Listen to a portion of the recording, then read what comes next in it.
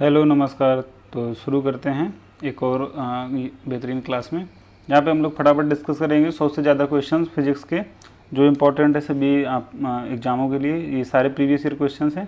तो देखते हैं क्वेश्चन नंबर पहला क्या है। क्वेश्चन नंबर पहला, जब एक कार की गति दोगुनी कर दी जाती है तब उसको उतनी ही दूरी में रोकने के लिए ब्रेक बल या ब्रेकिंग फोर्स होता है वो कितना होगा। तो बताइए भाई इसका आंसर क्या होगा। देखो, अगर किसी कार की गति दोगुनी कर दी जाए है ना, तो रोकने में उसको कितना बल लगाना पड़ेगा, उसका बल 4 गुना हो जाएगा। ठीक है।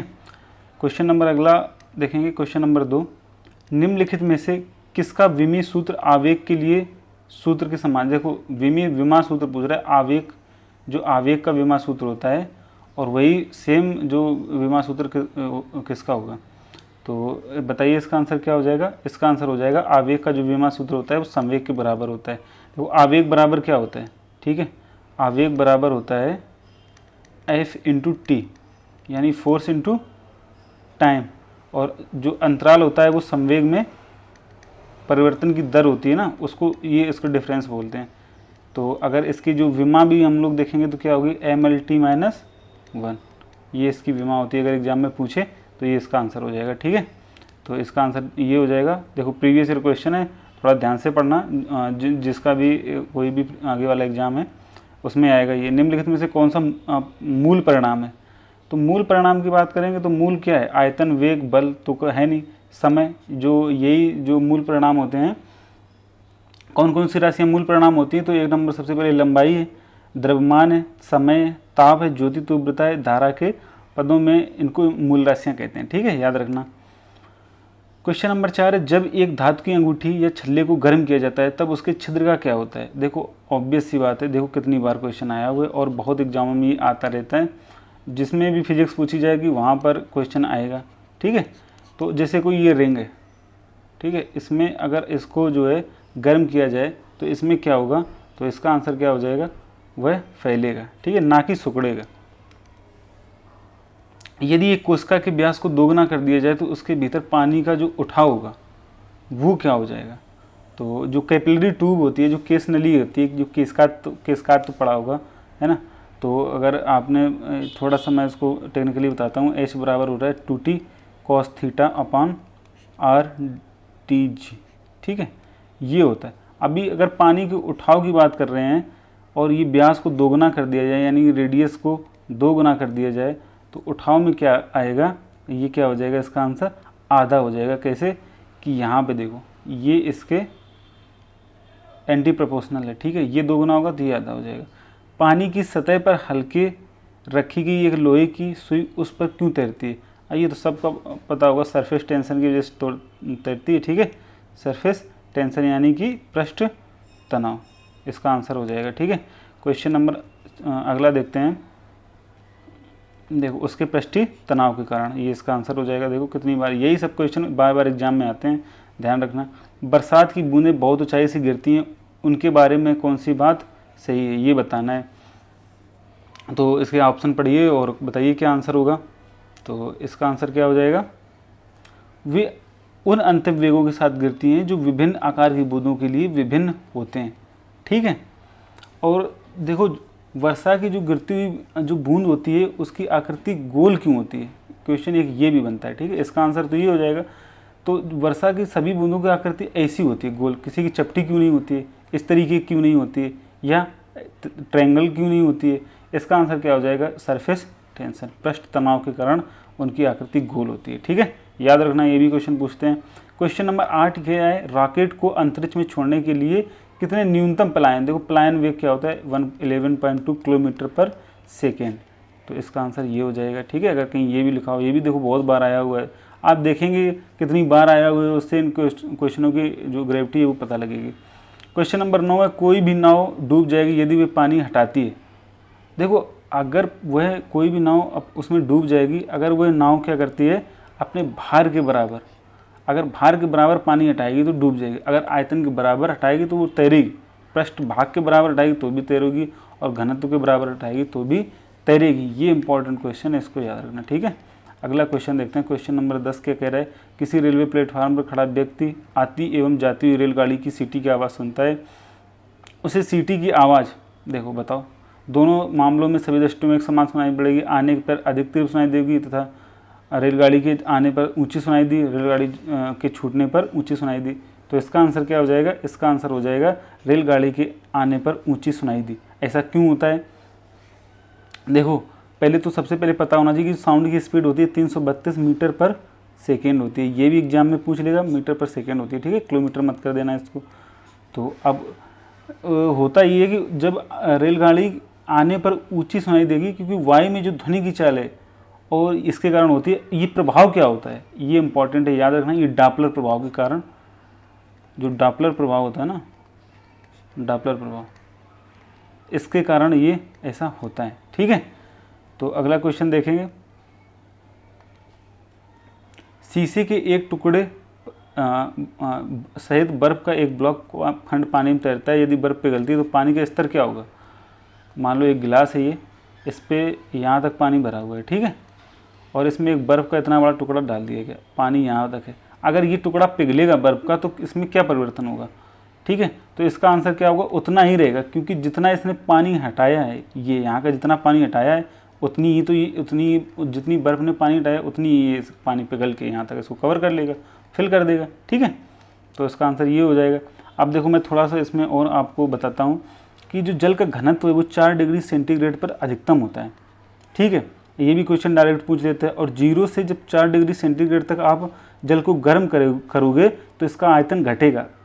ये क्वेश्चन आता है कि अगर जब जल को गर्म किया जाता है तो क्या होता है? तो 0 से 4 डिग्री तक आयतन घटता है, ठीक है, उसके बाद में आयतन उसका बढ़ता है, ठीक, याद रखना। ये भी फैक्ट एक है। अगला क्वेश्चन देखेंगे, क्वेश्चन नंबर 12 है, गियर व्हील बनाने के लिए सामान्यतः प्रयोग में लाया जाने वाला प्लास्टिक का पदार्थ क्या होता है? जो गियर व्हील बनते हैं ना, बताइए उसका आंसर क्या हो जाएगा? इसका नायलॉन, ठीक है, नायलॉन का उपयोग किया जाता है, याद रखेंगे इसको। और जैसे ठोस नायलॉन होता है, जो मशीन स्क्रू होता है, गियर होता है, और जो भी मतलब कम से कम या तनाव की घटक जो वस्तुएं होती हैं जो यांत्रिक काम में यूज में ली जाती हैं, उनका यूज होता है नायलॉन में, ठीक है, इंपॉर्टेंट है, याद रखना। क्वेश्चन नंबर 13 है, पानी के किसी द्रव्यमान को 0 से 10 डिग्री सेंटीग्रेड तक गर्म करने पर उसके आयतन, देखो आ गया, अभी जस्ट बताया था, और ये 2 बार क्वेश्चन आया हुआ भी है। तो इसका आंसर क्या हो जाएगा? बताइए, घटने के बाद में वृद्धि होने लगेगी, ठीक है। क्वेश्चन नंबर 14 देखेंगे, जब बर्फ के 2 घनों क्यूब को एक दूसरे के ऊपर दबाया जाता है तो उनके मिलने के एक हो जाने का कारण क्या होता है? बहुत अच्छा क्वेश्चन है, देखो बहुत बार आता रहता है और इम्पॉर्टेंट क्वेश्चन है, ठीक है। थोड़ी सी फिजिक्स पढ़ी होगी तो आप इसको कर पाओगे। तो जो इनकी भी सही संयोजक आकर्षण बल होता है ना, उसके कारण अगर किसी बर्फ के 2 टुकड़ों को आप दाबोगे तो वो चपक जाएंगे, ठीक है। तो एक दूसरे के ऊपर अगर दबाओगे तो सही संयोजक आकर्षक बल होता है। तो जो कोहेसिव फोर्स होता है ना, उसके कारण ये जो है ना, ये एक दूसरे के ऊपर चपक जाते हैं, संयोजक बल अधिक हो जाता है। क्वेश्चन नंबर 15 है, ऑटोमोबाइलों, मोटर कारों में हाइड्रोलिक ब्रेकों के कार्यकरण वर्किंग के निम्नलिखित में कौन सा सिद्धांत नियम लागू होता है? तो बताइए इसका आंसर क्या हो जाएगा? इसका आंसर हो जाएगा ऑटोमोबाइल। देखो जो ब्रेक लगता है ना, ऐसे भी क्वेश्चन आता है, ये ब्रेक किसके कारण लगता है? तो ये इसका आंसर हो जाएगा पास्कल नियम, पास्कल थ्योरम लगता है, ठीक है। हाइड्रोलिक जो ब्रेक होता है वर्किंग पर पास्कल का जो नियम लगता है। और क्वेश्चन नंबर जो 16 देखेंगे, तो बताइए, जब बॉल को लपकते हैं इस समय क्रिकेट एक खिलाड़ी निम्नलिखित में किसको कम करने के लिए अपना हाथ नीचे कर लेता है? तो किसको कम करते हैं? ये आवेग को कम करता है, ठीक है, वो ऐसे पीछे की ओर खींचता है। तो आवेग बराबर होता क्या है? देखो अभी मैंने इससे पहले बताया भी था आपको, इम्पल्स होता है, आवेग क्या होता है? बल गुणा समय अंतराल, ठीक है। और जो इसकी विमा किसके बराबर होती है? आवेग की विमा किसके बराबर होती है? क्या बताया था हमने? तो संवेग में परिवर्तन, ठीक है। तो इन दोनों की विमा जो सेम होती है, ये आवेग को संवेग में परिवर्तन की दर, ठीक, याद रखना है इसको।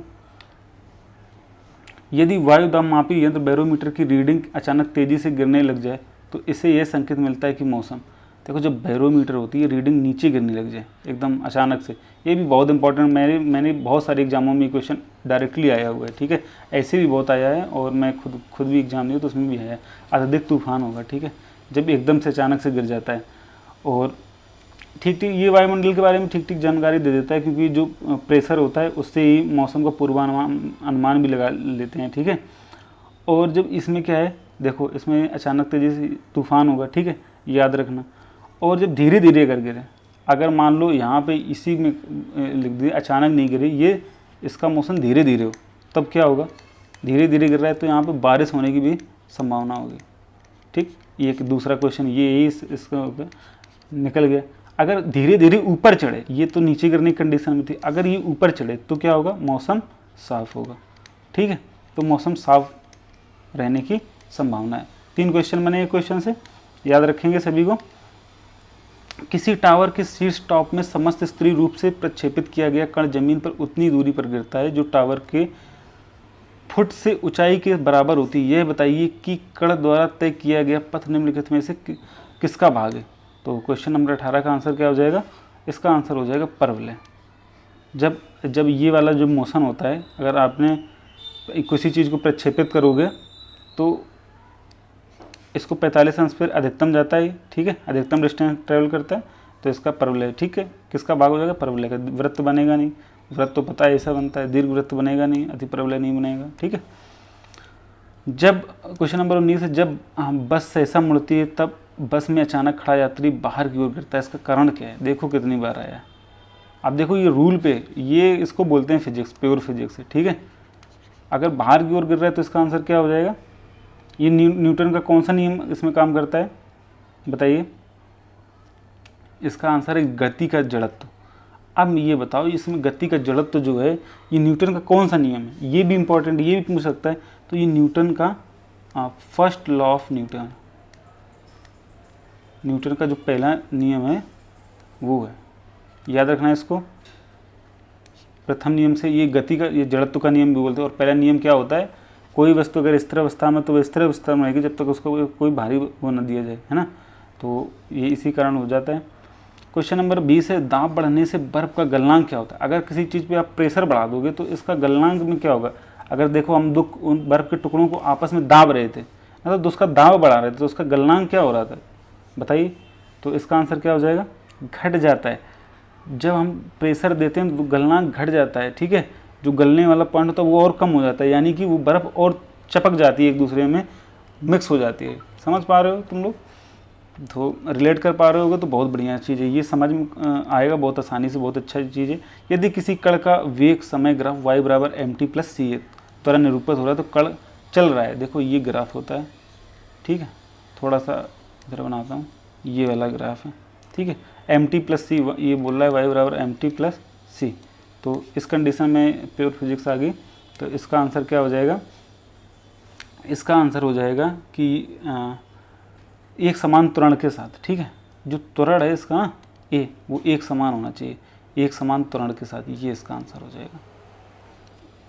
क्वेश्चन नंबर 22 है, लैंप की बत्ती में तेल ऊपर चढ़ता है क्योंकि। ये तो आसान सा क्वेश्चन है, उसका जो केस की क्रिया की परिघटना है, इसके कारण होता है। जैसे खेतों में पानी लगने के बाद जुताई भी की जाती है, क्यों, क्योंकि क्या होता है, जब यहाँ तक अंदर तक इसमें पानी आ गया, ठीक है, नीचे अगर कोई बीज डालोगे तो यहाँ से अंकुरित होकर जम आएगा क्योंकि नीचे नमी रहती है। अगर इसको जोतोगे नहीं तो इसमें छोटी छोटी केस नलियाँ बन जाएंगी, उन केस नलियों से नीचे का पानी ऊपर चला जाएगा और ये नीचे तक पूरा सूख जाएगा खेत। इसलिए खेतों की जुताई करना बहुत ज़रूरी होता है। तो ये भी किसका घटना है, कैपिलरी, इसका केस जो केस नली होते हैं केस कातु का, ये भी घटना है, ये भी पूछ सकते हैं, याद रखना है इसको। क्वेश्चन नंबर 23, असमान वेग और एक समान त्वरण के साथ चल रहे पिंड के लिए बताइए। इसमें चारों ऑप्शन को पढ़िए, बताइए इसका आंसर क्या होगा। तो अभी बताया था, जो पैराबोला होता है ना, वो सर्जन करता है, तो इसका आंसर क्या हो जाएगा, विस्थापन काल ग्राफ आरेखित होता है, ठीक है। क्वेश्चन नंबर 24 है, तो निम्नलिखित में से कौन सा नियम इस कथन को वैध ठहराता है कि द्रव्य का ना तो सर्जन किया जा सकता है ना ही नाश किया जा सकता है। तो ये बताइए इसका आंसर क्या हो जाएगा। ऊर्जा संरक्षण का मिला सकता है, द्रव्यमान संरक्षण का प्रसारण का नियम, तो आंसर क्या हो जाएगा, द्रव्यमान संरक्षण का नियम।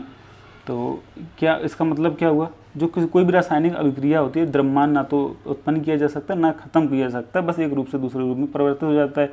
यही law of conservation of energy बोलता है, यही बोलता है। तो energy neither can be produce और nor can be destroyed, it will be remain constant, ठीक है, यही होता है लॉ ऑफ एनर्जी कंजर्वेशन का रूल। क्वेश्चन नंबर 25 को देखते हैं। द्रव्यमान ऊर्जा संबंध किसका निष्कर्ष है? तो क्वेश्चन नंबर 25 का आंसर क्या हो जाएगा? बढ़िया ऑप्शन को उत्तर दीजिए। तो E बराबर MC स्क्वायर अगर आपने पढ़ा हो तो पढ़ा ही होगा, obvious all most time famous square है जो ये फार्मूला है आइंस्टाइन का। तो उत्तर हो जाएगा इसका सापेक्षता का सामान्य सिद्धांत। ठीक है। क्वेश्चन नंबर 26 है, तेल की बूंद पानी पर फैल जाती है क्यों? बताइए इसका आंसर क्या हो जाएगा? तेल का पृष्ठ तनाव पानी से बहुत कम होता है इसलिए फैल जाती है। और कभी कभी आप देखोगे कि जो केरोसिन ऑयल होता है या डीजल ऑयल होता है उसको पानी पर डालते हैं कि मच्छर, इससे जब मच्छर बहुत पैदा हो जाते हैं तो उससे क्या होता है? मच्छर बिल्कुल भी नहीं मरते हैं। जो इस पर पानी का पृष्ठ तनाव होता है, ये पानी के पृष्ठ तनाव के ऊपर गिरता है और ये पृष्ठ तनाव कम कर देता है। जो उसने अंडे दिए होते हैं पानी के ऊपर वो पानी में डूब जाते हैं। पृष्ठ तनाव के कारण जो तैर रहे होते हैं वो पानी में डूब जाते हैं और वो और ज़्यादा मच्छर नहीं फैल पाते हैं। जो मच्छर होते हैं वो दवा डाल के उनको ख़त्म कर दिया जाता है। ये बहुत सीधा सिंपल फंडा है। ठीक है। क्वेश्चन नंबर 27 देखते हैं। पिक्नोमीटर नामक उपकरण का प्रयोग किसे मापने के लिए किया जाता है? तो बताइए पिक्नोमीटर का उपयोग क्या मापने किया जाता है? तो इसका आंसर क्या हो जाएगा? घनत्व। याद रखना बहुत इंपॉर्टेंट है। ठीक है। और जो सौर विकिरण की तीव्रता को कौन मापता है? मैं देखो सारे बताता हूँ। एक्टिनोमीटर। ठीक है। एक्टिनो जो मीटर होता है, अगर कभी पूछ दे कि सौर विकिरण की तीव्रता कौन मापता है, जो एक्टिनोमीटर होता है। भूकंप की तीव्रता सिस्मोग्राफ, ये तो पता ही होना चाहिए, सिस्मोग्राफ। ठीक है। और उच्च तापमान तो ये होता है पायरोमीटर। याद रहेंगे चारों। ठीक है। 4 क्वेश्चन आपके कवर हो गए। तो घनत्व क्या होगा? घनत्व का आंसर क्या हो जाएगा? पिक्नोमीटर। सौर विकिरण की तीव्रता एक्टिनोमीटर। भूकंप की तीव्रता सिस्मोग्राफ और उच्च तापमान पायरोमीटर। जैसे पूछ दे सूर्य का तापमान किससे मापते हैं? पायरोमीटर से। क्वेश्चन नंबर 28 है, पवन की गति को मापने वाला उपकरण क्या है? तो क्या हो जाएगा? एनीमोमीटर। एनीमोमीटर। ठीक है। अब देखो इसमें बहुत सारे हैं। अल्टीमीटर का क्या काम होता है?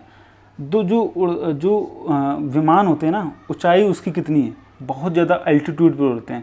देखो अल्टीमीटर लिखा है, हाई अल्टीट्यूड पर उड़ती हुई चीज़ों की जो कितनी ऊंचाई पर उड़ रहे हैं उसको मापने के लिए किसका प्रयोग करते हैं अपन?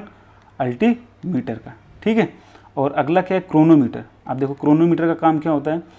जो ये बेसिकली जलयानों में लगा होता है, जो शिप्स वगैरह होते हैं, तो इनसे क्या होता है? सही समय का पता चलता रहता है। क्रोनोमीटर होता है। ठीक है। शिप्स में होते हैं, सही समय का पता लगाने के लिए टाइम को पता करता है। ठीक, याद रहेगा। अगला क्वेश्चन देखते हैं। गुरुत्वाकर्षण नियम की परिभाषा किसने दी थी? बिल्कुल आसान है और सेव गिरा था भाई, दुनिया जानती है। ठीक है। अच्छा, ये इसका एक फार्मूला लिख देता हूँ कभी कभी, ये याद रखना। I बराबर जी m1 m2 अपान r स्क्वायर। और m1 m2 दो पिंडों के बीच की दूरी होती है। ब्रह्मांड, इसका देखो इस परिभाषा कैसे बनाते हैं? ब्रह्मांड में किन्हीं दो पिंडों के मध्य कार्य करने वाला आकर्षण अथवा प्रतिकर्षण बल उन दोनों पिंडों की दूरी के व्युत्क्रमानुपाती होता है। जी इसका सार्वत्रिक गुरुत्वाकर्षण है। और आप बताइए इस कांस्टेंट जी की विमा क्या होगी? ठीक है। जी की विमा क्या होगी ये आप बताइए। ठीक, वैसे तो पता ही होनी चाहिए। तो और इसका वैल्यू क्या होगी? चलो मैं नहीं लिख रहा हूँ, आप ही बता दो। और इसकी विमा, ये दोनों चीज़ें बताना। क्वेश्चन नंबर 30 है, हाइड्रोजन का फुब्बारा ऊपर की ओर मंडराता है क्योंकि? क्यों उड़ता है भाई हाइड्रोजन का फब्बारा? गुब्बारा, सॉरी मैं फब्बारा भूल गया। तो इसका आंसर क्या हो जाएगा? गुब्बारे का वजन वायु द्वारा विस्थापित वजन से कम होता है। बिल्कुल आसान है। क्वेश्चन नंबर 31 है, यदि किसी स्थान के तापमान में सहसा वृद्धि हो जाती है तो अपेक्षित आर्द्रता पर क्या प्रभाव पड़ता है? तो इसका आंसर क्या हो जाएगा? इसका आंसर हो जाएगा घट जाती है अपेक्षित आर्द्रता। ठीक है। क्वेश्चन नंबर 32, कक्षा में आंतरिक यान में भारीहीनता की अनुभूति का कारण क्या है? तो कक्षा में आंतरिक यान में भारीहीनता की अनुभूति का कारण क्या होगा भाई? तो इसका आंसर होगा कक्षा में त्वरण बाहरी गुरुत्वाकर्षण के कारण त्वरण के बराबर होता है। जो कक्षा में जो त्वरण होता है बाहरी गुरुत्वाकर्षण के कारण त्वरण के बराबर हो जाता है। तो इसलिए उसमें भारहीनता का अनुभव होता है। अगर किसी भी आप स्पेस शिप में जाओगे तो उसमें भारहीनता होती है। क्यों होती है? तो समझ गए होगे। जो त्वरण होता है बाहरी गुरुत्वाकर्षण के कारण त्वरण के बराबर हो जाता है। क्वेश्चन नंबर 33, पर्वतीय स्थलों में ठंडी तुषार वाली रात में अक्सर पानी की पाइप फट जाते हैं क्योंकि क्या होता है? जब भी पानी जमता है तो उसका आयतन जो है ना, आयतन बढ़ता है। तो देखो इसका ऑप्शन ये ऐसे मत हो जाना, हिमानीकृत होकर फैल जाता है। तो इसका आंसर दूसरा हो जाएगा। ठीक, समझदार हो आप लोग, इंटेलिजेंट हो वैसे भी। क्वेश्चन नंबर 34, पैराशूट धीरे धीरे नीचे आता है जबकि उसी ऊंचाई से फेंका गया पत्थर तेजी से गिरता है नीचे की ओर, क्योंकि उसमें जो एयर का होता है रेसिस्टेंस हो जाता है, रेसिस्टेंस लग जाता है। तो ऑब्वियस सी बात है पैराशूट के पृष्ठ क्षेत्रफल ज़्यादा होता है और वायु का प्रतिरोध जो होता है अधिक लगता है। बस सीधी सी बात है, आसान क्वेश्चन है। क्वेश्चन नंबर 35, निम्नलिखित में से कौन सबसे अधिक प्रत्यास्थ है, मतलब कौन सा जिसकी इलास्टिसिटी है वो बहुत ज़्यादा है। बिल्कुल आसान सा क्वेश्चन है, इसका आंसर क्या हो जाएगा, स्टील। अगर उसको नीचे मारोगे तो खट्ट से ऊपर आ जाएगा। क्वेश्चन नंबर 36 है, वायु में प्रचक्री क्रिकेट बॉल की दोलन की व्याख्या की जा सकती है। ठीक है, तो इसका आंसर क्या हो जाएगा बताइए, इसका आंसर हो जाएगा वायु के उत्प्लावकता के आधार पर। ठीक, अगला क्वेश्चन देखते हैं। क्वेश्चन नंबर 37, किसी व्यक्ति को मुक्त रूप से घूर्णन कर रहे घोड़ी मंच पर अपनी कोड़ी चाल कम करने के लिए क्या करना चाहिए। देखो, मुक्त रूप से हाथ जो है ना ऐसे खोल के जो है ना, जैसे अभी इसको देखा है, एक हाथ ऐसे खोल लिया और एक हाथ जो है ना, एक हाथ इस तरीके से खोल लिया उसने, और कोई व्यक्ति ऐसे करके, ये व्यक्ति है घूम रहा है इस पर खड़ा होकर। ठीक है, अब इसको करना क्या चाहिए, तो इसका आंसर जो थोड़ा सा कॉमन सेंस पे लगाएंगे, और या आप फिजिक्स पढ़िए तो बहुत अच्छी बात है, अपने हाथ बाहर की ओर फैला दे, इस तरीके से जैसे मैंने फैलाए हैं। ठीक है, थोड़े बेहुदे हाथ हैं बट ठीक है, फैला दिए तो फैला ही दिए हैं।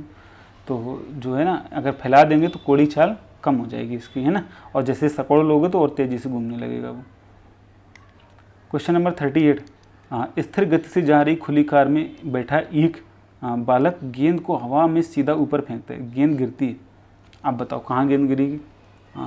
भाई ये तो बहुत, किसी ने अगर उछाली होगी बॉलर तो उसके पीछे गिरेगी। ठीक है, पानी से निकालने पर स्विमिंग ब्रश कहाँ गया, हाँ, पानी से निकालने पर शेविंग ब्रश के आपस में चिपक जाते हैं। देखो बड़ा आसान सा क्वेश्चन है, निकालोगे चिपक जाएगा, उसका आंसर क्या हो जाएगा, पृष्ठ तनाव, सरफेस टेंशन। ठीक, क्वेश्चन नंबर 40, सभी मूल बसों में सबसे दुर्बल है, बलों में, मैं बस बोल गया सॉरी, सभी मूल बलों में सबसे दुर्बल बल कौन सा होता है, इसका आंसर क्या होगा, इसका आंसर गुरुत्वीय बल। चुंबकीय बल बहुत होता है, देखो गुरुत्वाकर्षण के अपेक्षा में स्थिर नाभिकीय बल तो भाई क्या कहना है। क्वेश्चन नंबर 41, ऊंचाई ज़्यादा ऊंचाई पर सांस लेने में कठिनाई क्यों होती है, ये भी आसान सा ही क्वेश्चन है। क्वेश्चन नंबर पहला, वायु के कम दबाव के कारण जो प्रेशर होता है ना वो कम हो जाता है, ऊपर ऑक्सीजन की मात्रा भी कम हो जाती है तो बड़ी कठिनाई होती है। क्वेश्चन नंबर 42 है, प्रकृति में सबसे सशक्त बल कौन सा है। देखो अभी मैंने बताया जस्ट कमजोर और सशक्त दोनों बल आ जाते हैं, तो क्या आंसर हो जाएगा, नाभिकीय बल, न्यूक्लियर फोर्स। समझ रहे हो आप लोग। और कहाँ पाया जाता है, जब अंदर प्रोटॉन एवं न्यूट्रॉन आसपास में शक्तिशाली आकर्षण बल से बंधे हो तो उसको सबसे सशक्त नाभिकीय बल बोलते हैं। अपेक्षिक सिद्धांत के अनुसार निम्नलिखित में से कौन सा एक सदा समान रहता है, तो इसका आंसर क्या हो जाएगा, इसका आंसर हो जाएगा प्रकाश का वेग। कहीं भी ले जाओ, निर्वात में ले जाओ, कहीं भी चला लो, लगभग समान रहता है। पानी वानी में थोड़ा बहुत बदल जाता है, 2.25 हो जाती है गति, और 2.25 में 10 और तो उसमें 3 न्यूटन। ठीक है, ये मीटर पर सेकेंड होती है, 3 लाख किलोमीटर पर 1 सेकेंड में चला जाता है।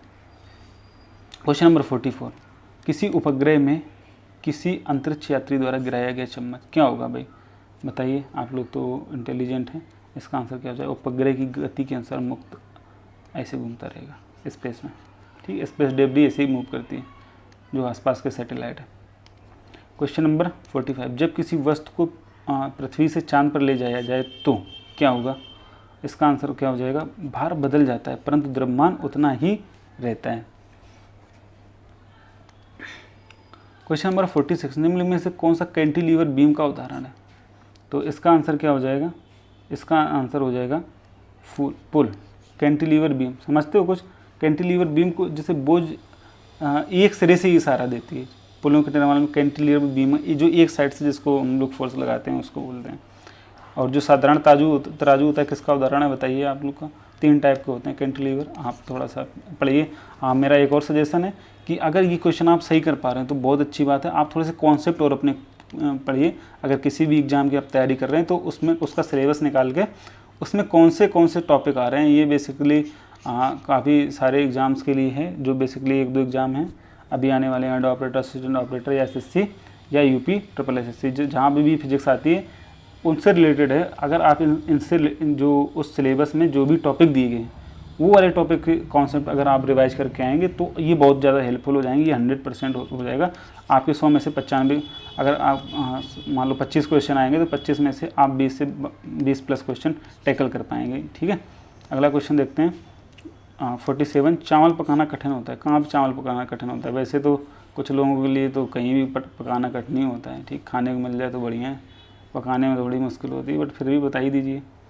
पर्वत के शिखर पर क्यों? क्योंकि दबाव जो क्या होता है पता ही होगा, हाँ, समुद्र से। अच्छा, एक चीज़ ये अभी मैंने बताया था, कम होता है क्या? प्रेशर। समुद्र तल से ऊंचाई की ओर जाने पर वायुमंडलीय दाब घटने लगता है।